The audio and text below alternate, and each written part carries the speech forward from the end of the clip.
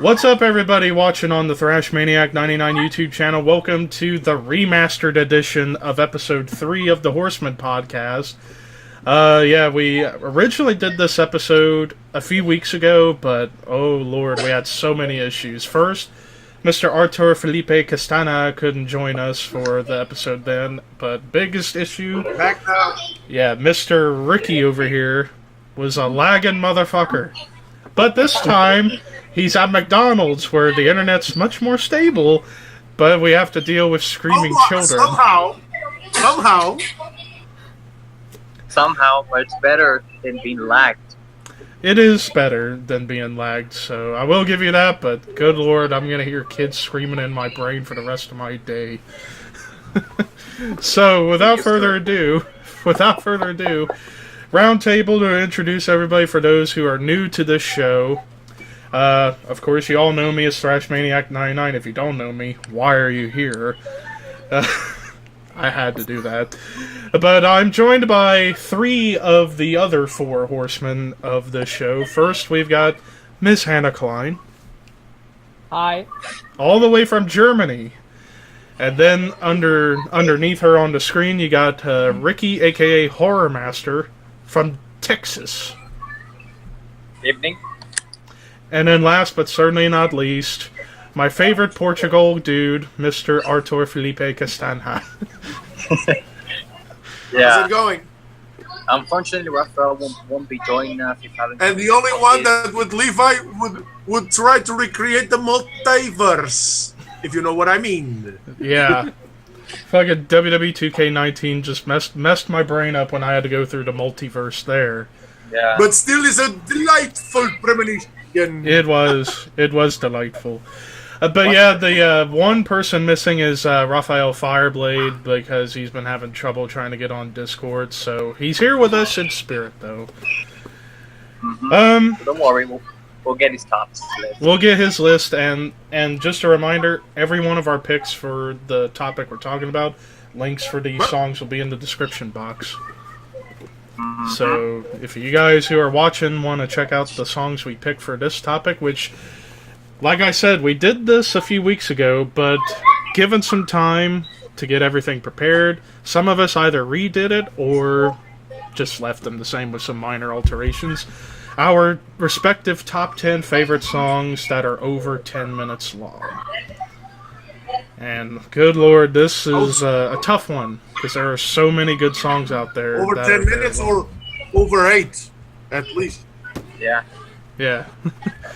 So, for the beginning here, we're going to go through each of our honorable mentions, and if we got any honorable mentions, and we'll start off with Ricky. As the screaming kids haunt him too. Yeah. I got 3 honorable mentions. First is Pink Floyd's Dogs, Bassery, One Road to Asabe, and the newest one I have on my list, Bell Witch's Mirror. Damn. That is one last fucking song. I mean, it's only 2 hours. An hour and a half around there. Yeah. Alright, Artur, your honorable mentions. I would say that my honorable mentions would be 2. One of them is a Moonsorrow album, but that album is almost like 40 minutes. The whole album is one song only. Hannah knows what I'm talking about, I would assume. It's a whole album, but it's 40 minutes. So that breaks the wall, per se. And Great Big in the Sky by Pink Floyd on the honorable mentions list. Awesome. Hannah, your honorable mentions. My first honorable mention is this record, Dope Smoker by Sleep. Mm-hmm. It's also over just one song. I think 1 hour and 3 minutes, something like that. Best stoner sludge metal thing ever. If you are into stuff like that. Then the song Roots by the Scottish band Sour, which I really love. And then Deep Purple's Child in Time. That's a good choice I completely forgot about, too. Alright, and then I got 4 honorable mentions. First, I got Typo Negative, Black Number 1. Probably my favorite gothic metal song of all time. I got contentious pick. Actually, 2 contentious picks. I got Avenged Sevenfold. Now, when we originally did this video a few weeks ago, I had Exist. But I realized there was one that was better. It's a little shorter, but in my opinion, it's one of their best songs. Save Me off Nightmare, when you heard them signaling towards what they would eventually become now as a prog band, essentially. Trivium Shogun, from arguably Trivium's best album. I debate Ascendancy should be the best, but hey, we all have our tastes. And then my last honorable mention that I know a lot of people here love, Agalox, In the Shadow of Our Pale Companion. I mean, what more can be said? But now, it's time for the actual list, so we're going to go around randomly, one number by one number, so we begin at number 10, work our way up to number 1, like episode 2. 10. Thank you, Ty Dillinger. Thank you very much. So anyways, so we're going to begin with our actual list of our top 10 favorite songs over 10 minutes long, and we're going to begin with Ricky. What's your number 10? Right. My number 10 is 18 minutes long, and it's probably one of the earliest psychedelic/stoner songs, and it's Inagata da Vida by Iron Butterfly. Oh yeah, All-time classic. I mean, even the riff, if you listen to the riff carefully, it's a sexy riff. The same riff as Cream Sunshine of Your Love, which Butterfly got the inspiration from Cream. Dun, dun, dun, dun, dun, dun, dun. And it's played the exact same way. Yeah, but most riffs or most good riffs have been taken from something else, and I defy any Slayer fanatics out there saying that South of Heaven is an original composition. No, it's not. Listen to Black Sabbath's Into the Void. It's the same fucking riff. I mean, isn't everything related to Black Sabbath? It's just like Black Sabbath created all the riffs. But pretty much. Yeah, but how about those Slayer fanatics saying that everything that Slayer did is original? Get out of here! Not even Burzum, not even Bark. He got inspiration from Sodom. And also but that's a subject for a whole nother time. Yeah, pretty much. We could do a whole episode, top 10 metal hard rock ripoff riffs. That'd be a good episode. Mm-hmm. All right. Bathory and Manowar, definitely. Yeah. As much as I love Bathory, yeah, they did kind of take a lot of riffs from people. Primarily Venom. Mm-hmm. Yeah, but. I mean, I don't have a problem when bands take other people's riffs, but make it their own. That's cool, because riffs are just so good, you want to play them yourself. And in fact, spoiler alert, one of the songs on my list has a riff taken from another song. We'll get into that later. But mine as well. Yeah, my number 10 was one that I forgot about when we originally did this episode, but after listening to it again, it just blows my mind how this band can transform from thrash to even, at times, almost like doomy Black Sabbath style, and that is Overkill's Playing with Spiders / Skullcrusher from Years of Decay. It's primarily a doom song, with the middle of it being the standard Overkill thrash metal, and I love Blitz's voice on the song and the atmosphere. It was so dark, so moody, but yet so aggressive. Hannah, you're number 10. Another very underrated band in the thrash movement. Oh yeah. Arguably the most underrated in thrash history. And they're still kicking ass. I mean, I would argue with that, because to me, Annihilator is very underrated too. Mm-hmm. But that's a whole subject for all the other. In fact, we did discuss that. Next episode will be 5 overrated and 5 underrated bands. But yes, Hannah, you're number 10. Like last time, I have 2 number 10s because I just couldn't kick any of them out of my list.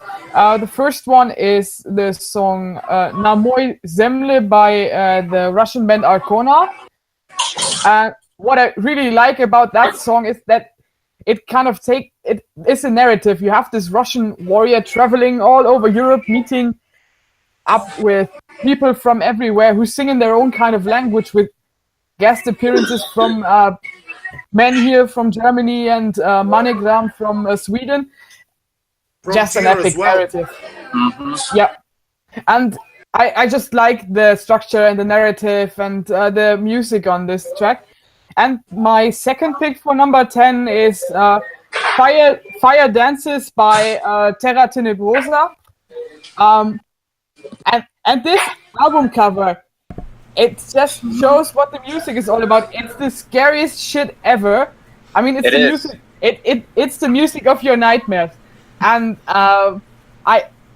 it's just so weird, so brutal, and so psychedelic and weird, but scary. And then you have these images of people in scary masks walking around in music videos, and you have a guest experience from Blut aus Nord. Awesome song. After the recording that we did prior, I listened to them, and I gotta say, I love them, especially in the time of Halloween, this time. Yeah. The Cuckoo, the composer of this, is one scary hell of a dude, and the music. All right, now Artur, your number 10. Although originally I had Sabaton's Rise of Evil as my number 10, I did. This was actually a replacement that I did. My number 10 is from Summoning, and Summoning songs are quite long. They could be 6, 7, 8, even 10 minutes. Yeah. But this one from their second album, Minas Morgul, the passing of the Great Company. I mean, that's amazing. It's almost 8-9 minutes. Although it has a bit the riffs and such, but Summoning has always been known for having the more darker, atmospheric type stuff in black metal. Some people would say that that's not black metal, but it is. Opinions. It is. Opinions are like assholes. Everyone has one. Yeah. Do you know the cover of Caladan Brood of that song? Yeah, I know. Amazing. Although I prefer the original, but I love both. So my number 10, The Passing of the Great Company by Summoning. Alrighty. Now we move on to number 9, and I'll begin this one. Number 9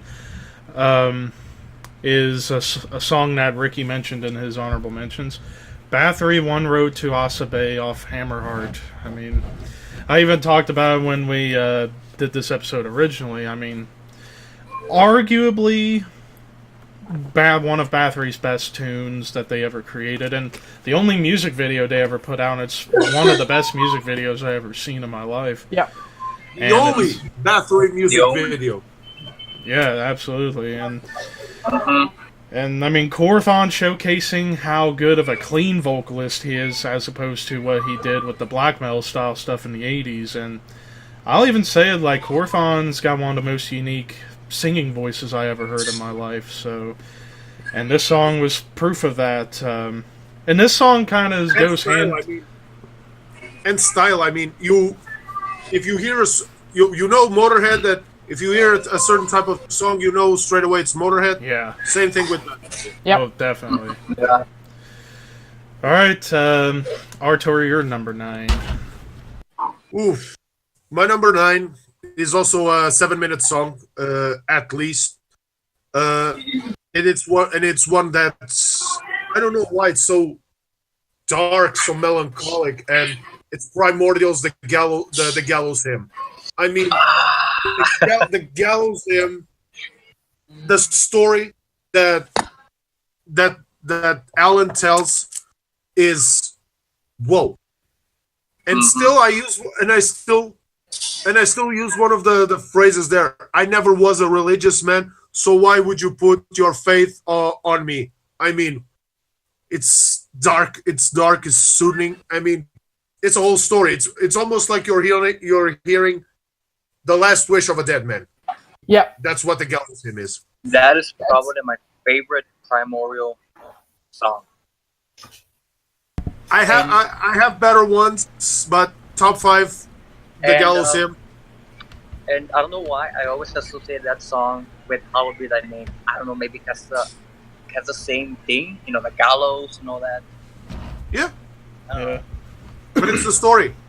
Basically, the Gallows Hymn, it's almost like a story. It's the last wishes of a dying man. Mm-hmm. Yeah, I'll have to check that out for sure. All right, Hannah, you're number 9. My number 9 is the song Malmok Jarnak by the Hungarian band Thy Kataslaki. Although I'm sure that I pronounced that totally wrong. But they are this kind of avant-garde black metal outfit, and they incorporate so much folklore into the music. And the song development, it's just, you have black metal moments, and then the next second you have this synthesizer part or this clean folk music thing, and it develops, and it's like, this song is like a roller coaster. And all of the music it's so unexpected and so unique and awesome. All right, and Ricky, you're number 9. My number 9, since we're a couple of days from Halloween, my number 9 is Halloween. And I had that on my original list, but I took it off in favor of my number 8 coming and up. throughout this whole month, I've been cracking that song nonstop. I wanted to put the Keepers of the Seven Keys song on it because it's so awesome, and it's also one of their longest songs too. But and also one thing, why do people listen to the 4 or 5 minute version? You can listen to the 13-minute version. It's much better. The song is, I'd say much the original version. Like I said before, songs should be listened in their original length. No cuts, no nothing. Yep. They only listen to the video because it was on MTV, it was on VH1. Mm-hmm. Yeah. And look at where both of those channels are now. Don't worry, there'll be an episode with about MTV later on the show. I have that planned. Yeah. Alrighty, so now we get to our number 8 now. And since Ricky, you were talking just now, I'll let you start number 8. This is the end, beautiful friend. The end. Yep. Yeah. Artur's cracking up over there. My mom's favorite Doors song, it's The End, which ironically it's my favorite song as well, next to Light My Fire. But I just love the psychedelic of that song, and even Jim Morrison at the front. It brings the energy to the song, and if you listen to the live version, it's much darker. When he says, "Yes, son, I want to kill you. Mother, I want to fuck you." In the live version, the recording, he doesn't say that. Isn't it a bit like Bohemian Rhapsody? Mama just killed a man. It would seem to be that way. And the use of the organ. Ray's use of the organ also back then, it was very underrated. He's one of the most underrated keyboardists in all of rock, and he should get credit where the credit is due. Yeah, I was thinking, I thought I heard that song recently in like a movie trailer. I'm thinking it was for the Dark Phoenix movie. I think that song was in that trailer. Yeah, it was. Yeah, I thought so. It's been a while since I've seen that trailer and heard that song. Alright, hopefully they don't fuck up. Yeah. Alright, Hannah, you're number 8. My number 8, consists of 2 songs again, because I just couldn't choose. This record by Gallowbraid called Ashen Eidolon, in my opinion, is one of the most underrated, most unknown records ever. It's only an EP, and only contains like 2 songs and 2 instrumentals between. Ash and Eidolon and Oak and Aspen. Amazing black metal from Utah. Very folky. They are often accused of being kind of Agalog clones, but the music is fine, and I love. It's great, and I don't think that's a problem on this record, because the songs are written so well. And I wish they would have released more music, but nothing since 2013, I think, because they kind of pursued this power metal project called Visigoth. I only wish they would continue this, but. Yeah. All right, Artur, you're number 8. Oh boy, no, my number 8. It's also a bit of a 7-minute song, one that was already mentioned here. "O Father, O Satan, O Son" by Behemoth. I mean, how can you argue with possibly one of the longest songs in Behemoth's history, which eventually became one of the more recognizable songs everywhere? And it only took them, what, 2, maybe 3 years after they released the Satanist to release the video, which is, once again, a fantastic video. Yeah. And that song was my introduction to Demons, so that's why I love that song. Yeah, like And Oh, go ahead. it may be like 7 minutes, 8 minutes around that mark, but when you listen in on the album or when you go and see them live, it just doesn't feel like it. I Feels much longer. It just feels like you're going straight into hell. That would be my thing, going into hell. To me, And then I think it's more of a... And then the spoken words part at the end. Yeah. To The me, With last the 2.5 mask and minutes, the talk yeah. and everything. not like a voyage to hell, but I would think more Flight of the Icarus. Try to reach the sun, That's just so but on a poetic. darker ambient. Nervo as a lyricist, as a vocal, amazing. He brings everything. I mean, he could bring Roman mythology, Greek mythology, Egyptian mythology, the philosophy. Mesopotamian and Sumerian too. Yeah, and he can create something out of nothing. If you want one of the more intellectual persons in heavy metal, Fenris is one of them when he is not goofing off. Danny Phil, for sure. Nurgle.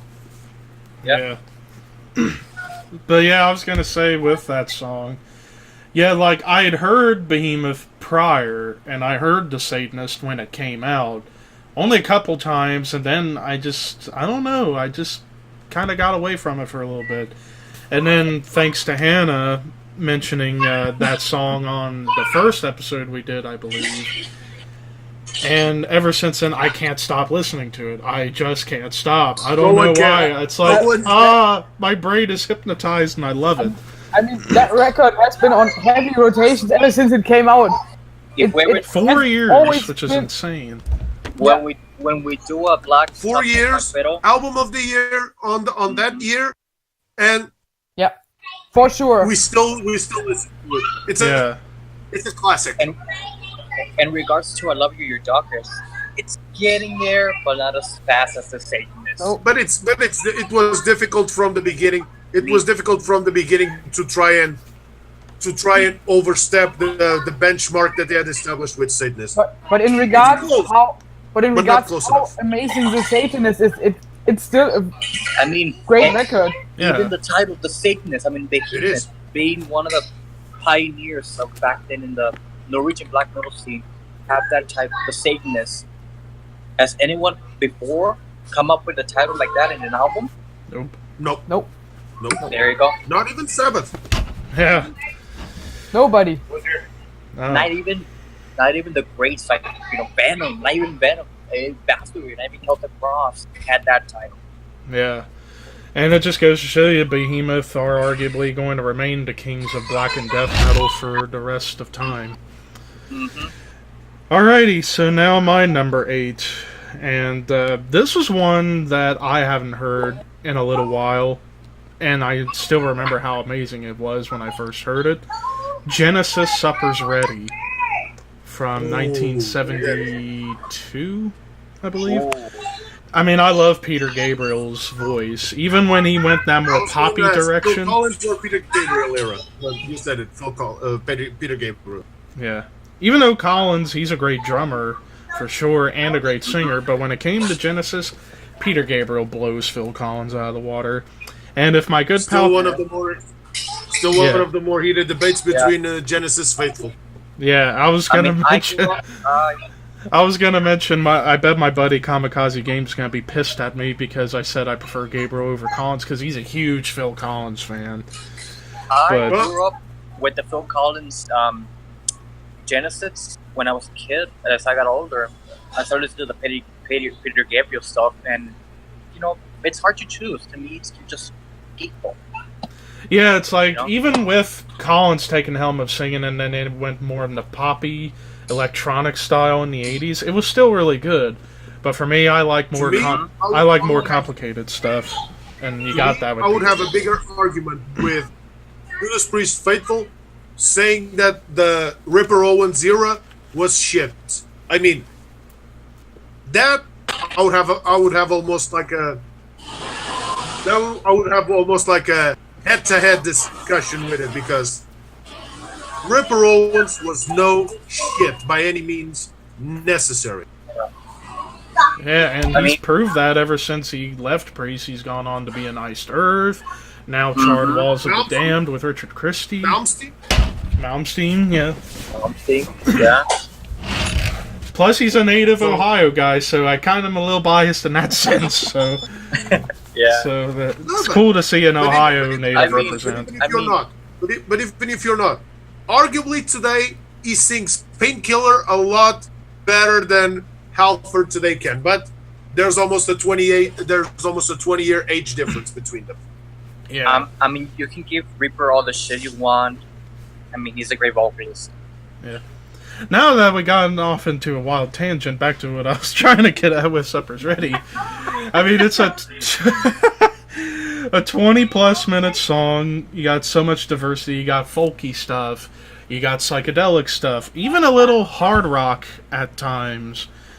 And, of course, if you watch, like, the live performances on YouTube of Gabriel back then, how he changes costumes with the face paint, makeup he has on, dressing up as a flower and walking strange-like.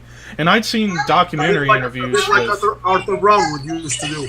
Yeah, like, I would watch documentary interviews with Peter Gabriel talking about, like, the visual and stage presentation of Genesis, particularly on this song, and it was like, wow, that's interesting.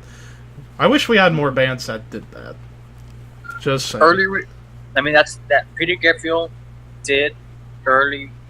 I guess what I want to say, stage presence. Kind of like Alice Cooper, do with the paint and all that. Peter Gabriel basically was a pioneer of that stage presence.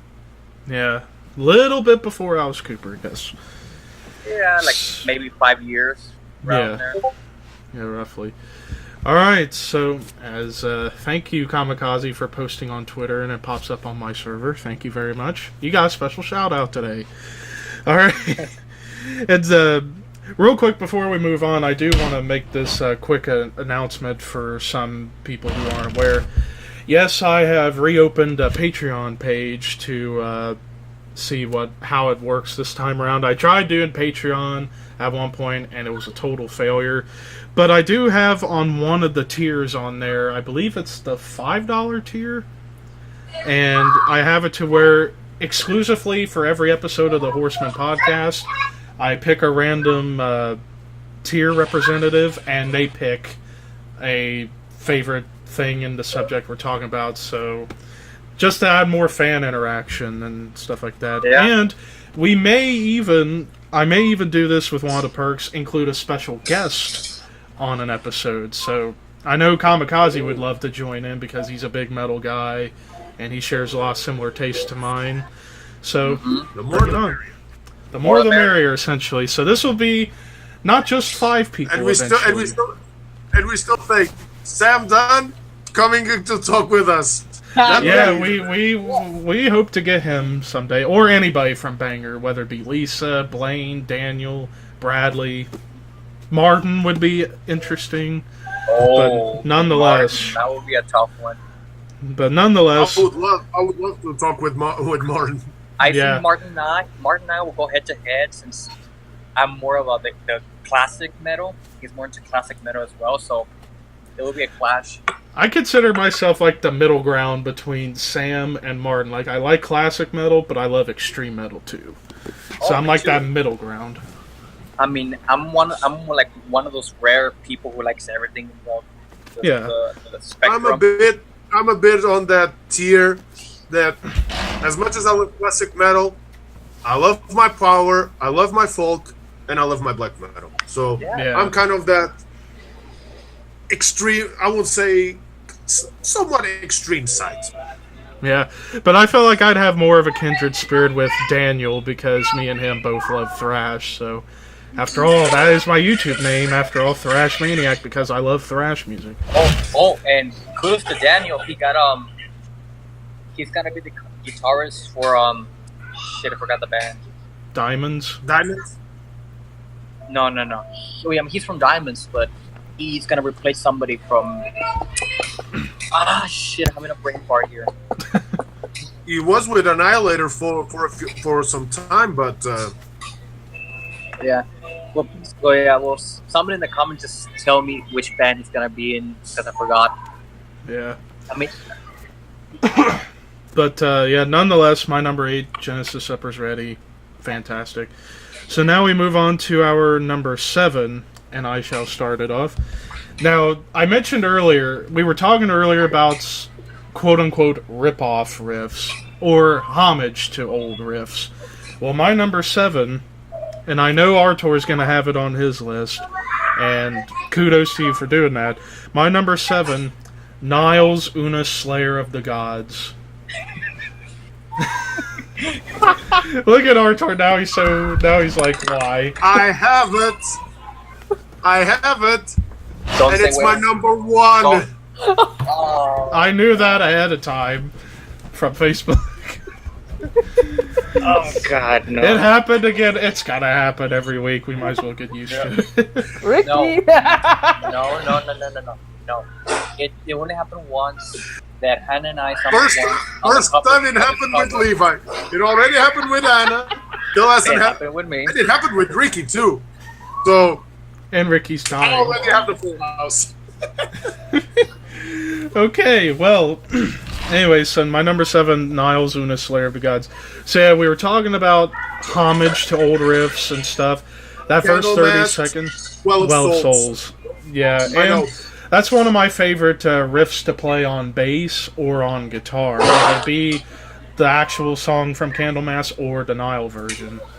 Fantastic, and plus, how unrelenting the song gets after that riff plays, and then how it slows down and then picks up. And also one thing that I love about that song is you hear Carl, and it was with the I think it was during the Kafir album, but you start here Dallas and Carl shredding at all speed, and slow it down, and you start to hear the choir. I mean, the choir. Kind of the brass section and stuff. I mean, that's why Una, Slayer of the Gods is number 1 to me. Although I would put with brackets like 1A, so to say, Annihilation of the Wickeds too. Yeah, or in my case, Even the Gods Must Die would be next to it as well. But yeah, and I also like some of the folky elements that get brought into the song towards the end, with the choir coming along too, and then Dallas getting into that almost growly spoken word part before Carl just completely destroys it. So, Nile Una, Slayer of the Gods, my number 7. And even live when they play, I mean, it's the 3. It's Carl. It used to be Dallas. Now it's Greg, the current guitarist, and it's Brett, the bass player. Yeah. But some part of me wishes that Chief Spires would come back into the band full time. the old bass player and vocalist from Amongst the Catacombs and Black Sea to Vengeance. All right, so here's a trick question: would you replace George Kolias, the drummer? no. Well, the closest one to George, I would say, would be Derek Roddy, but I would still go George. All right. George all the way. Yeah, George. All right, Ricky, you're number 7. All right. You guys know that I like ballads. I love them to death. And this one's an exception. It's a Meatloaf's "I'd Do Anything for Love, but I Won't Do That." Mm-hmm. I mean, ever since I think I listened to Meatloaf when I was 15, I listened to Battle of Hell, the first one, and then the music video for "I Do Anything for Love." I swear to God, I saw it when I was a kid. I remember, I just couldn't remember the name of the song.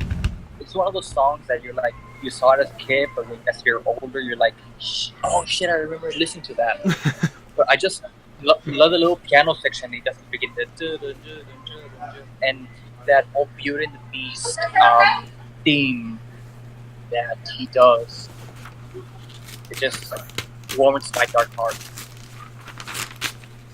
Warms your dark heart. And it's also a relief from every other Meatloaf lover that only hears to "Bat Out of Hell" or "Paradise by the Dashboard Light" or "Dead Ring of Blood." Yeah. Yeah, definitely. All right, Artur, you're number 7. A band that has been mentioned here quite a lot, but while you have "On Road to Asabe," I have Bathory's "Twilight of the Gods." I mean, it's almost like 10-11 minutes, I would say, and I mean, it's Bathory.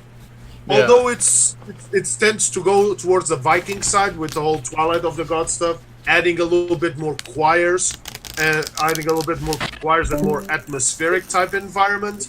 I mean, Twilight of the Gods is as long as Asabe, but also as good or as great as Asabe or any other in the Bathory catalog. Yeah, if I was to have picked a different Bathory song, I would have went with "Blood, Fire, Death."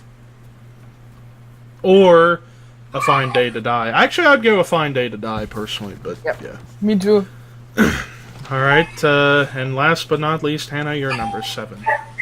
I think you know that I love Cult of Luna, and Somewhere Along the Highway is my all-time favorite record of this band.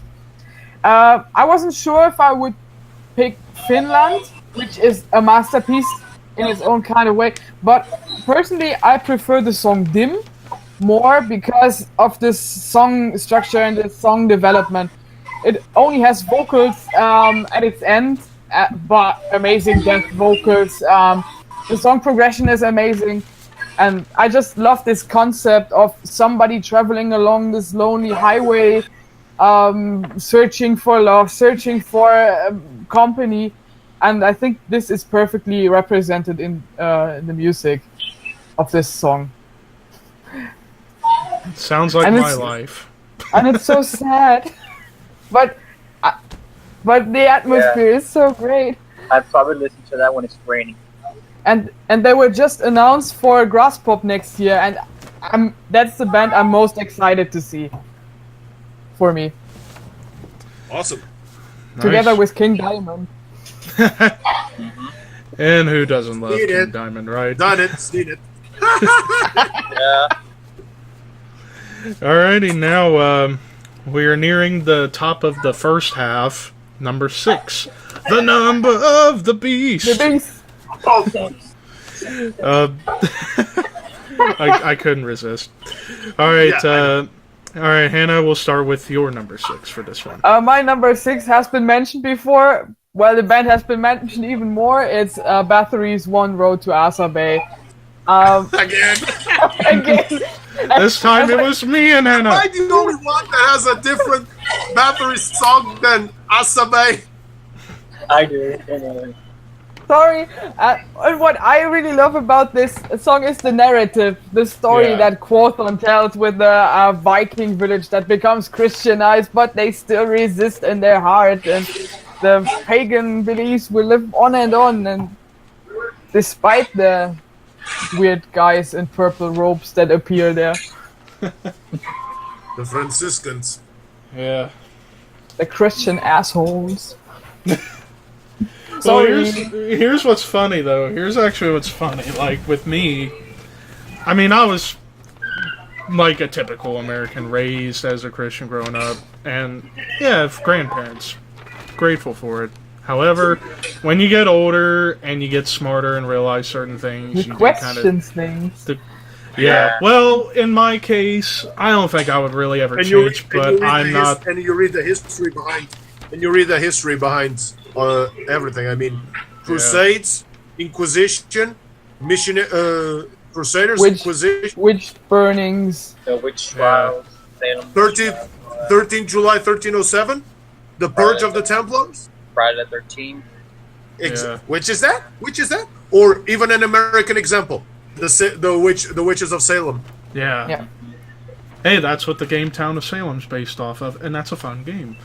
But yeah, like over the years, especially nowadays for me, like, I mean, I don't think I really ever change my beliefs. However, I'm more like Ralph Santalla, how he was when he was in Deicide, when he became a Christian. But I respected that. He was even saying in interviews, when sitting next to Glenn Benton, who hates everything about Christianity, he was even saying, like, I'm a believer, but I hate the whole organized stuff, and I'm totally like that. I hate organized Christianity so much. I mean, look at Tom Araya. He's exactly. Yeah, which is even more shocking considering he's in Slayer of all bands. But yeah, enough religious talk, because I'm pretty sure it's going to start a riot, and I'm going to have to delete comments. So what? So what? Hey, I don't like seeing that kind of crap in my video comments, because it's like, it makes my brain want to explode. Alright, but, ow, my ear. Alright, but my number 6, as a YouTube notification, thank you very much, Smack Talks, for your support. My number 6 is a song I did have on my original list, but actually I think moved up a little bit. Mastodon, The Czar. After all, Crack the Sky, arguably one of my top 10 favorite albums of all time. Heard it when it came out in 2009, still love it. And The Czar, not the longest song on the album, it's only nearly 11 minutes, but again, if we go back to the word narrative and atmosphere, start off with this like psychedelic journey through time and space, and then you get all these lyrics about Rasputin, and then it gets very aggressive, and then back to more of that psychedelic atmosphere. It's like, if I was to smoke weed, I'd smoke weed to this, and I'd just be lost, like, it's a phenomenal tune, plus Mastodon, one of my all-time favorite bands. So, there you have it with that. You can do also that with summoning, I can assure you that, but that, you needed to go to a dark forest. Yeah. Whereas in this song's case, you need to go to outer space. Alright, Artur, you're number 6. Ooh, boy, my number 6, we now go to the prog territory, and this is a band that I haven't listened in quite a while, but I still love their stuff. Dream Theater's Under a Glass Moon. I mean, Under a Glass Moon especially with the middle section, which is kind of this dueling type of solos between Jordan Rudess and John Petrucci. I mean, it's not exactly one of the longest. I think it's about 8 or 9 minutes as well, which is almost the same as Pull Me Under. Yeah. As Pull Me Under. But I mean, Under a Glass Moon is just amazing, and it's mostly because this was the beginning of Dream Theater's ascendancy, to so to say, as the virtuosos, as the as a prodigies. We all know that James Labrie is an amazing singer. Yeah. Jordan Rudess is a very well-known keyboard player. Mike Portnoy is Mike Portnoy. Enough Yeah. John Myung on the bass. Like a cyborg. Myung on the bass as well. So I think that Dream Theater, I could consider them the more progressive approach to, and I may say this is something controversial, Deep Purple.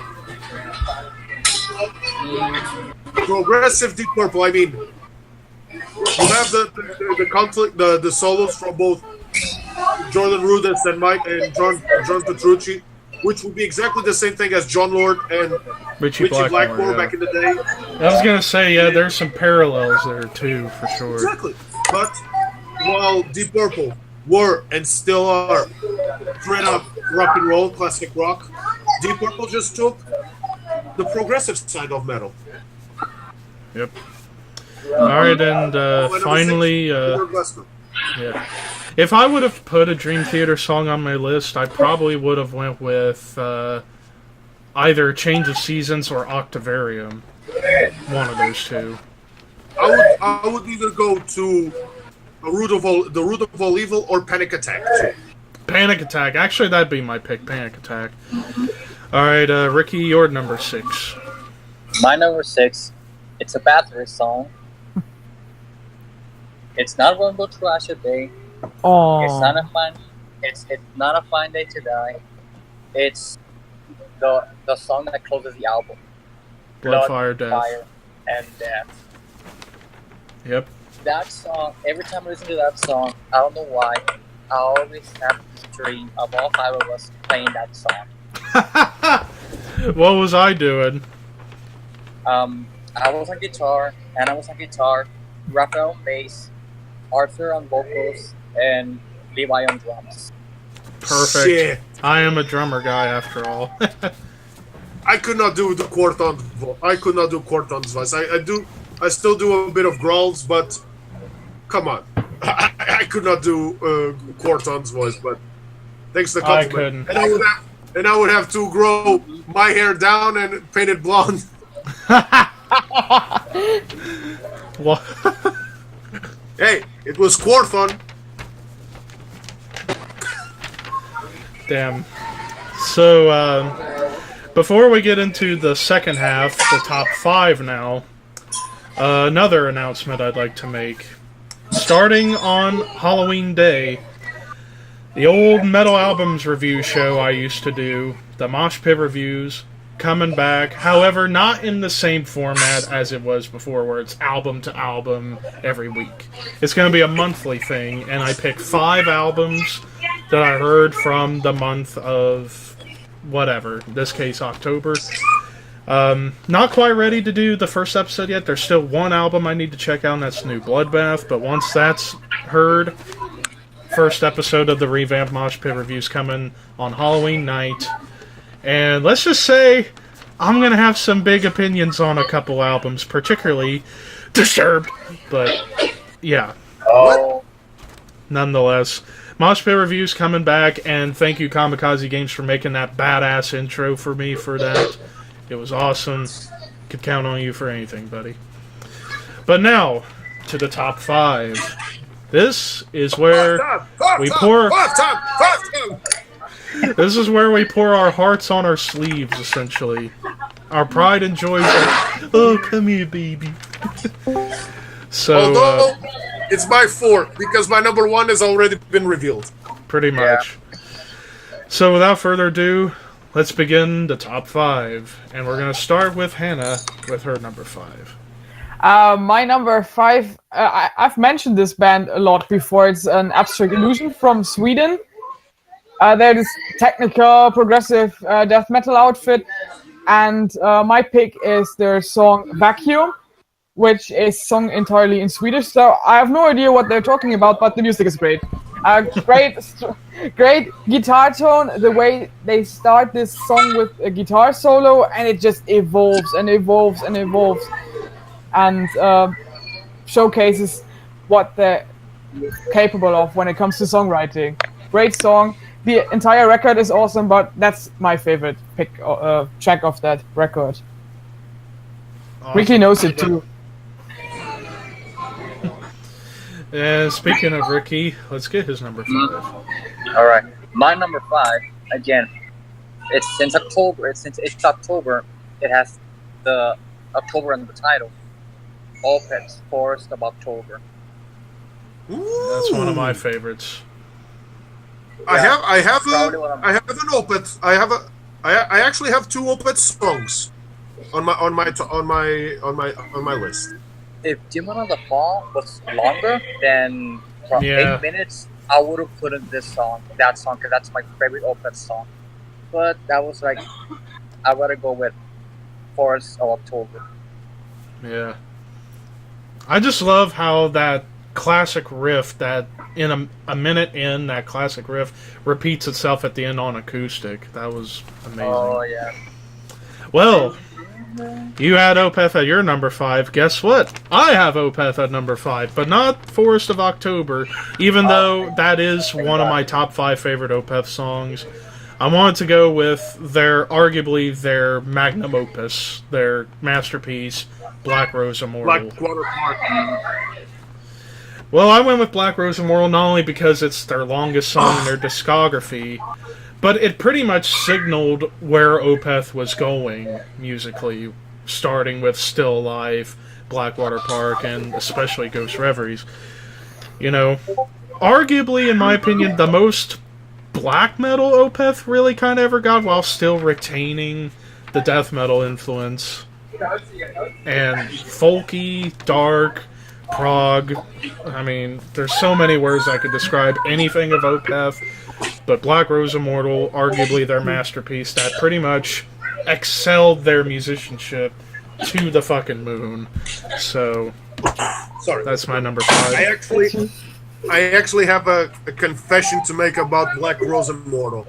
It was the first Opeth song I have ever heard, and still to this day, I avoid that song the song like the plague, because I mean, I'm not a big hater on the whole death metal side. I mean, with Orchid, Still Life, and My Harm's Your Hearse, but I never connected with it. It was only later with Still Life that I was able to. That doesn't mean that I listen to a couple of songs here or there, but I tend to avoid all of the first 3 like the plague.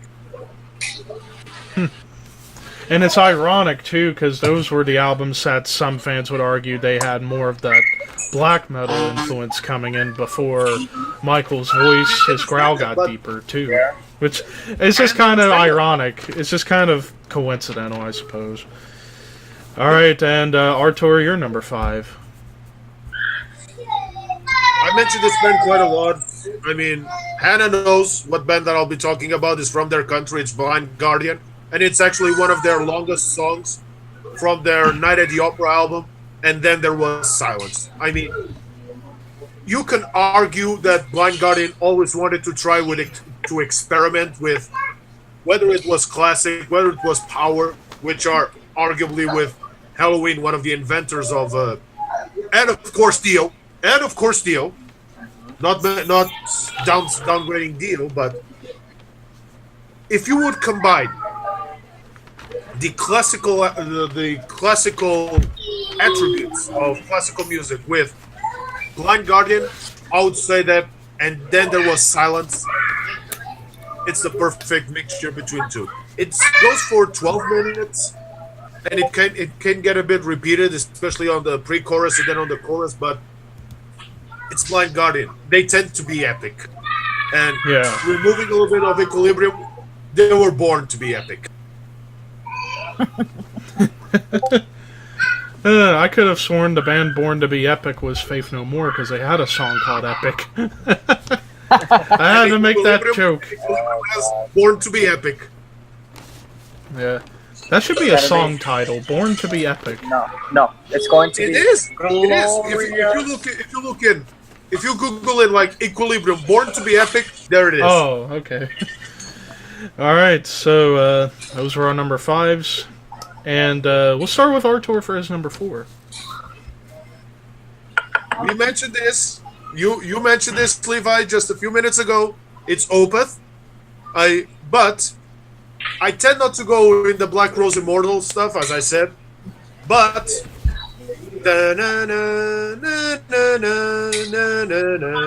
Grand Conjuration in the Ghost Reveries in the Ghost Reveries album. I mean, that entire song and the way that Ackerfeld goes from whispering part of that song to full-on death growls and then going with the solos, I mean, it's awesome. Although I would put 4A Deliverance. Yeah. Yeah. If I would have picked a different Opeth song, I actually would have went with my favorite Opeth song, and that is Reverie Harlequin Forest from Ghost Reveries.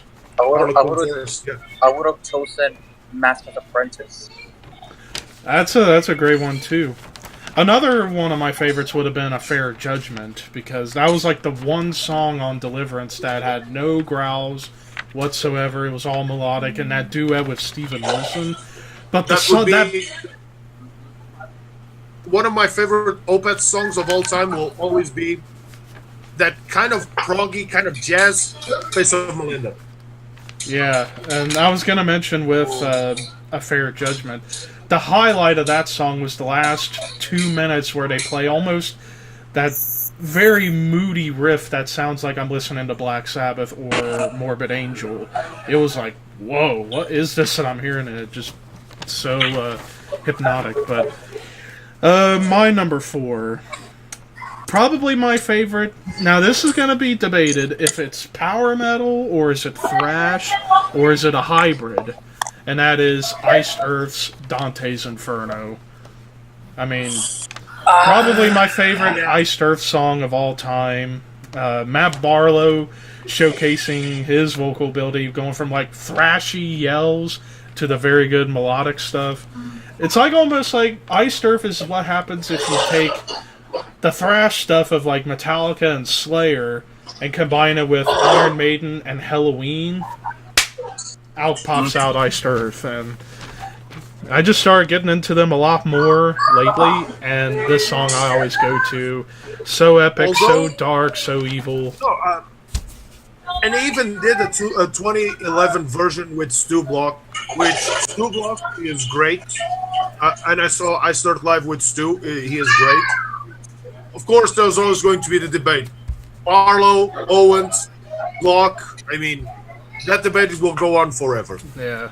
But if I would pick an Iced Earth song, I would put any one of the 3 from the Gettysburg Saga. Oh. Yeah. All right, Ricky, you're number 4. All right. My number 4 is a song that probably Hannah has. Maybe, I'm not sure. And that is Shine on You Crazy. Shine on Your Crazy Diamond, Pink Floyd. Up and there he is. I was about to say, even at McDonald's we can't escape the lag, but there we go. But he less legs. He less legs. Yeah. Shine on You Crazy Diamond by Pink Floyd. Yeah. All right, and last but not least, Hannah, you're number 4. My number 4 is connected to a concert memory I gained this year, and they closed their set with this song at Wacken, and we were all covered in pig's blood. Everybody was cheering, and then Watain played The Waters of Iron, and my dream just came true when they played that song. It's one of my most favorite black metal songs ever, and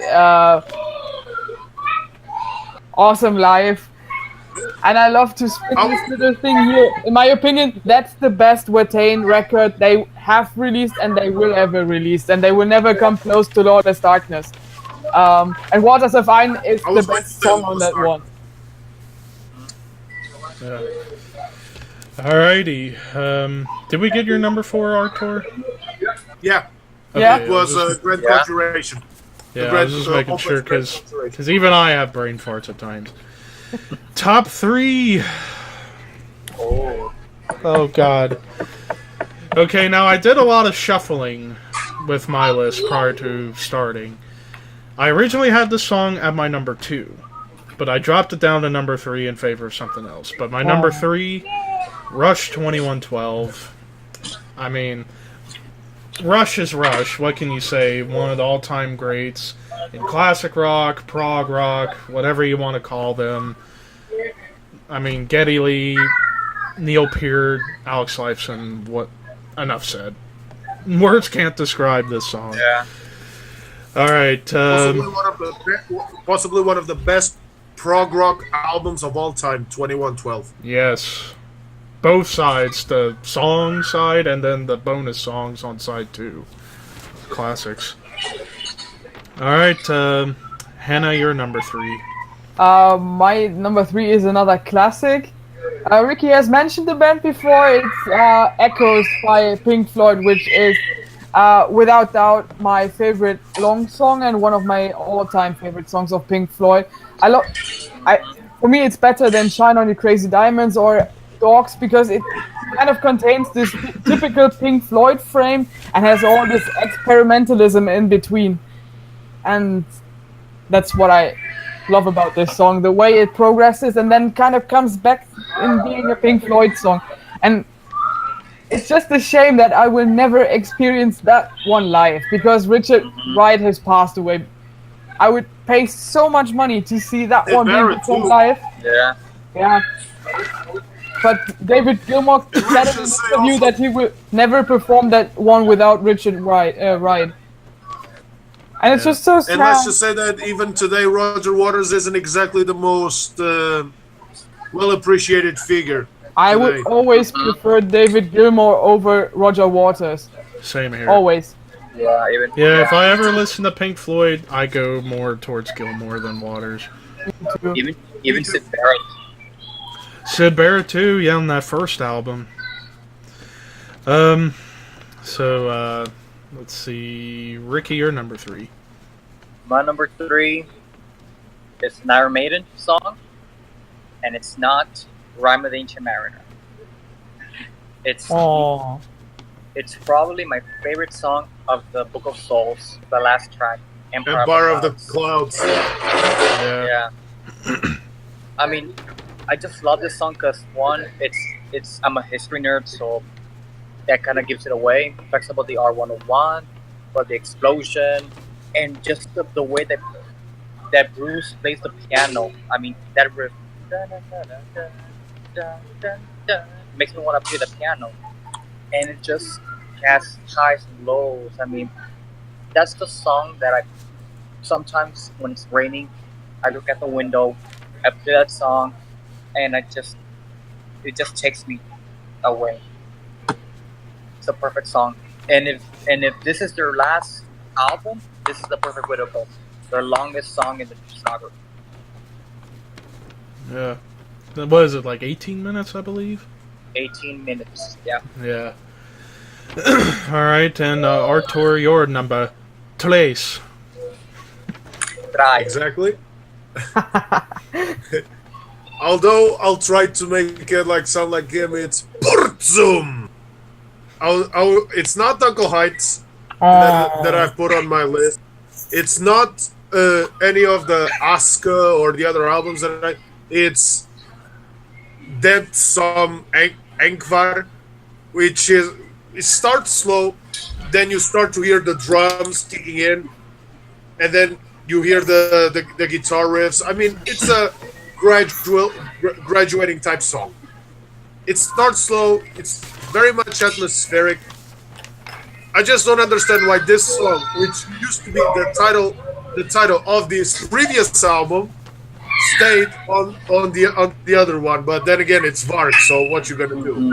Nothing makes sense. So that song Var by Burzum is my number 3. Oh man, now the top 2. Oh, good God. Just my 2. Number 1's already said. Yeah. Oh God. Okay. Well, Hannah, you can start number 2 while I collect my thoughts. It's no secret that I love black metal, especially the different varieties from each kind of country.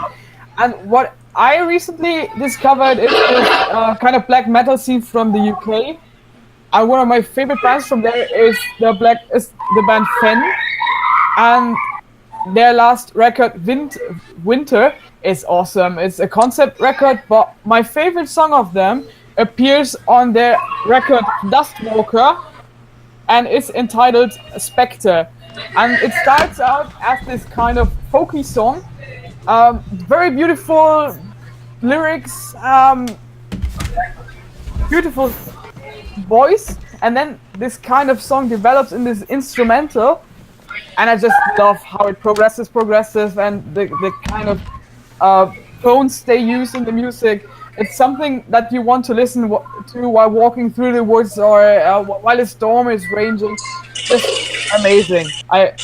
One of my favorite songs. I don't know how often I've listened to that one. Still blows me away every time I listen to it. Alright, Artur, you're number 2. Sorry if I talk too much. I think that Ricky already spoiled it to a certain extent. It's Rime of the Ancient Mariner by Iron Maiden. I mean, Power Slave will always be my favorite album of all time. And what better way there was to close than with Rime of the Ancient Mariner, which we talked about narrative all the time. And it's basically an old you could call it an old Sea Dog's story. I mean, it's what Rime of the Ancient Mariner is. Basically, is something straight out of the history books. All the stories of the old navigators, especially since last year in Portugal we had that very same phase around the 1500s, which we were discovering all these new continents as well. So it touches not only myself, but it touches a lot of the Portuguese history to a certain extent because we had that mariner reputation. So, Rime of the Ancient Mariner by Iron Maiden. Ricky, you're number 2. Oh man, when we originally did the list, number 1 and number 2 were really hard to choose which one would go first. And when I did it again, I still had the same problem, but I left it as it is. So number 2, surprise, Agalog, the Shadow of Our Companion. What more can I say? Yeah. There's nothing to say. So that's, okay. Yeah. Oh man. My number 2 is 2 songs by the same band. And like Hannah and her love for black metal, most people know me. Not only do I love thrash, but very close, death metal. And I love any kind of death metal. Black and death, tech death, mellow death, prog death. These 2 are combos of prog death and mellow death, and that is Edge of Sanity, Crimson 1, and Crimson 2. 2 40-plus minute songs, albums, whatever. Crimson 1, which was 96. Much more raw and a little bit faster in the drum beat, in my opinion. And this is with a full lineup, not just Dan Swano.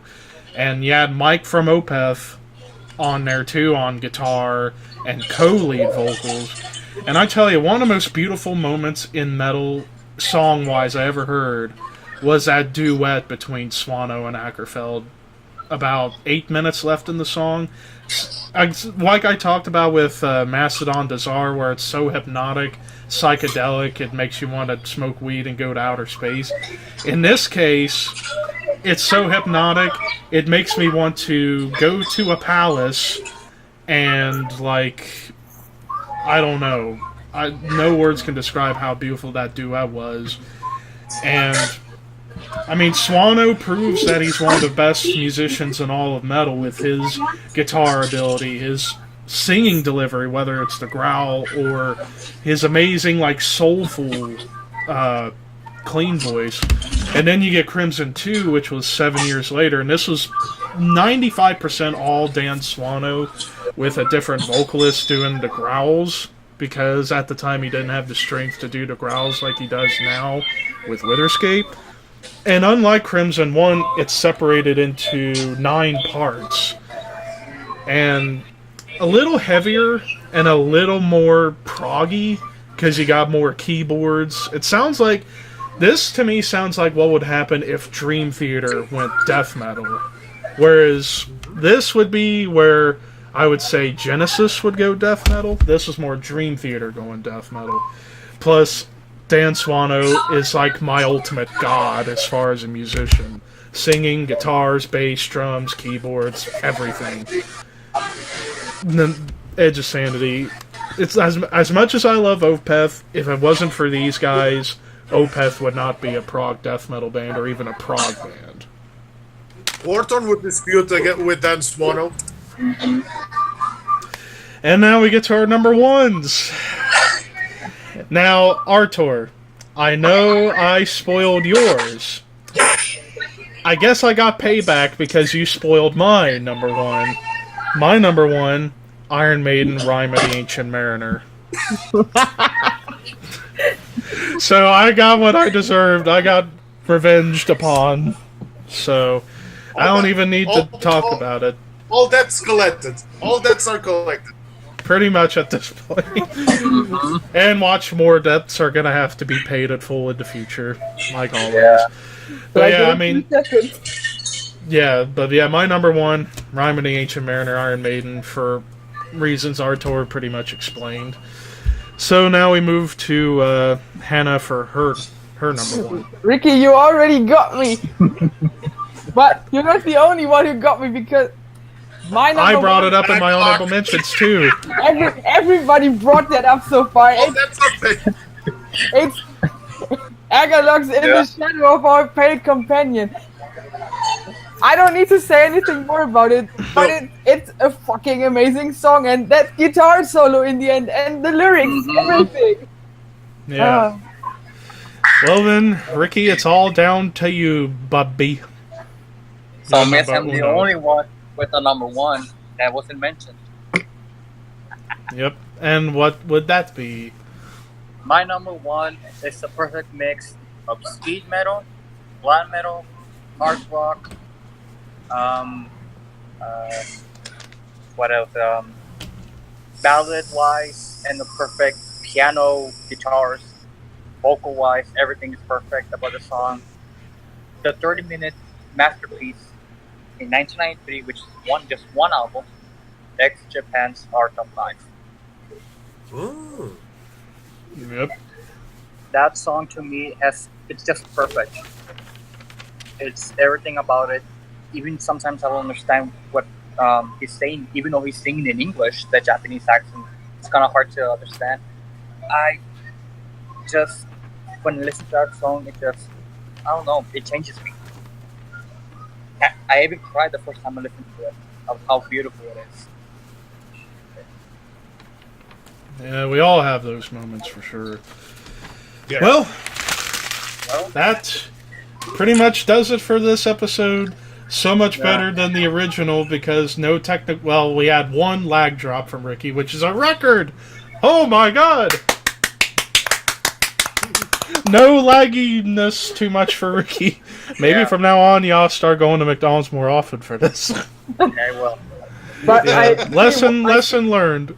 But we need a guest appearance by Ronald McDonald himself now. Ah, Jesus. Oh, good lord. now, next time is list time. Oh god, yes. So for episode 4, whenever most of us are available, which could be soon, could be a little long, we're doing our 5 overrated bands and 5 underrated bands. So basically how we're going to do that... So, fat boys, if you don't want to listen, delete yourselves. And render yourself obsolete. So this is going to be the one list or episode that might actually kill me. But basically how it's going to be done, so preview of the format for that, we're going to like rotate from underrated to overrated, underrated, overrated, or however we're going to do it, to make it fair. Although we can add a bit, it could be bands or it could be artists too. Because in my underrated, I have a vocal.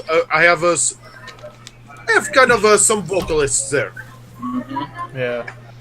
Yeah, we could see moments like that. I already know with my list it's just bands, but yeah, it's gonna be interesting to say the least. But I'm still upset that a T-shirt I ordered didn't arrive before the show because I wanted to wear it. But maybe after I hit the stop button, I'll go down and get my mail and hopefully show you guys if it arrived, even though I haven't gotten a text yet. But yeah, episode 4, 5 overrated, 5 underrated bands. Most of us will be back, I hope, and possibly a special guest. Could be my pal Kamikaze, could be somebody else. I don't know yet. Sam Dunn. Maybe Sam Dunn. Maybe Sam Dunn will join us. Oh God, I'd be interested to hear his picks. Oh yeah. And I think I know who he has for number 1 overrated. I'm just going to leave it at that. Like myself. Oh boy, we're going to get medieval. Yeah. Oh yeah. We're going to go to war in our respected way, not in modern times where it's all about, oh, I fucking hate you. No. We're going to have a fun war. Like I said, opinions are like assholes. Everybody has one. Yeah.